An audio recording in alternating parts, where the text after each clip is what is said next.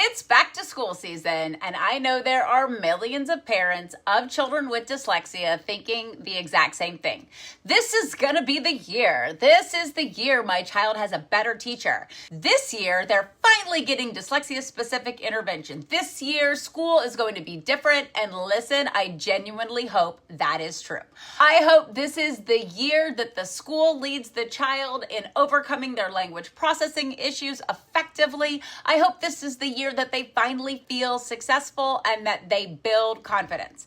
But as a certified academic language therapist, I don't want you relying on hope or gut feeling alone.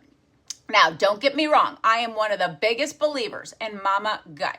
If your gut is telling you something isn't right, I need you to listen to it. But when it comes to dyslexia-specific intervention, we need data. So let's fast forward about 12 weeks, right? By early November, your child has had probably roughly about 3 months of consistent dyslexia-specific intervention. What should you expect to see? How do you know that what your child has been getting since the beginning of the school year is moving the needle and that this year is really going to be different?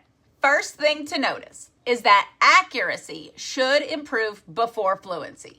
If your child was reading controlled text with about 70% accuracy in August, I'd expect that same level of controlled text to be closer to 90 to 95% accuracy by November.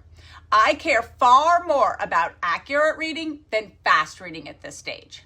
Second, your child should need fewer prompts. In August, maybe the therapist had to constantly remind them to tap sounds, mark vowels, divide syllables, or use a decoding strategy. By November, I'd expect many of those prompts to disappear because your child is beginning to use those strategies independently. That's evidence the brain is changing.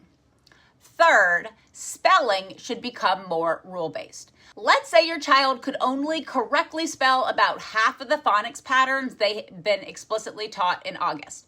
After 12 weeks of quality dyslexia-specific intervention, I'd expect them to correctly spell 80 to 90% of the patterns they've been taught. Notice I didn't say random spelling lists. I'm talking about the concepts they've actually been explicitly taught and have been cumulatively building up.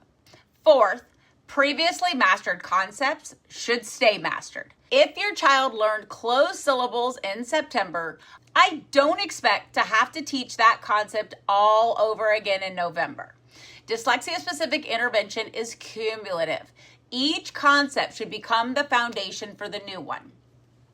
And fifth, fluency should improve, but on mastered material. I don't care whether your child reads an unfamiliar fourth grade passage faster.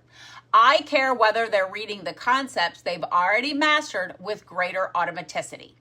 That's a much more meaningful measure of progress. And finally, and yes, I do have another finally, and this may be the most important one, you should be seeing data.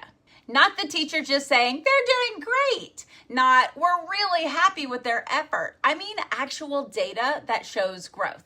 Your therapist should be able to tell you what skills exactly have been mastered, what they're currently working on, percentage growth, where your child started, where they are now, and what objective evidence, meaning data, shows that their reading brain is changing. Parents, by November, I don't necessarily expect your child to be a dramatically better reader. I do expect them to be a dramatically different reader. Less guessing, more decoding, more self-correcting, more confidence, more independence.